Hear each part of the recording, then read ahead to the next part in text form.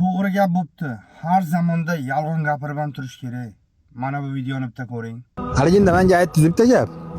O'sha gapni kameraga qarab ham ayta olasizmi, uyatmasdan? Aha, to'g'rimi? Uyatmaysiz-a? Ayting. Chunki men tan oladigan odamman, aybimni, yolg'onchiman men. Haqiqatan yolg'onchiligimni tan olaman. Ana, ko'rdingmi, yolg'on. Qanaqa yolg'onchi? Aytaveraymi? Ha. Shu darajada yolg'on gapiramanki, men otam rahmatli o'tib ketgan bo'lsalar, otamni 15 yil aldab yurganman. Va shunaqangi qilib aldab yurishlarida yosh avlodlarga, qizlarga, kelinlarga hammasiga tavsiya qilaman, yolg'on gapiringlar. Biz ham yolg'on gapiraylik. Siz ham yolg'on gapiring kerak bo'lsa. Ha. Kelinlar ayniqsa erga tegib ketadi, g'irt yolg'on gapiring. Kuyovlar yolg'on gapiring. Yolg'on gapirmasangiz ish bitmaydi hozir. Hamma yo'q tep-tekis bo'lib ketadi. Bir og'zim yolg'on gapingiz bilan.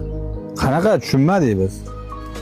Mana yoyibroq gapirayman. Biz men otam rahmatlikni 15 yil aldab yurgan bo'lsam, musofir yurganman-da o'qishda.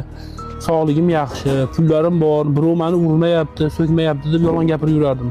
Yoshlarga bergan maslahatim shuki, kelin bo'lib birovning xonadoniga bordingizmi, mumkin kaltayishingiz, mumkin so'kishasiz, mumkin qo'polroq muomala qilishar. Hammasi joyida, hammasi yaxshi, ustim bit, kiyimim joyida deb yolg'on gapiring. Ayniqsa o'g'il farzand, qiz farzandlar, otangizni, onangizni alding. Aldamasangiz ham shunday ham sizni holingizni bilib turishadi.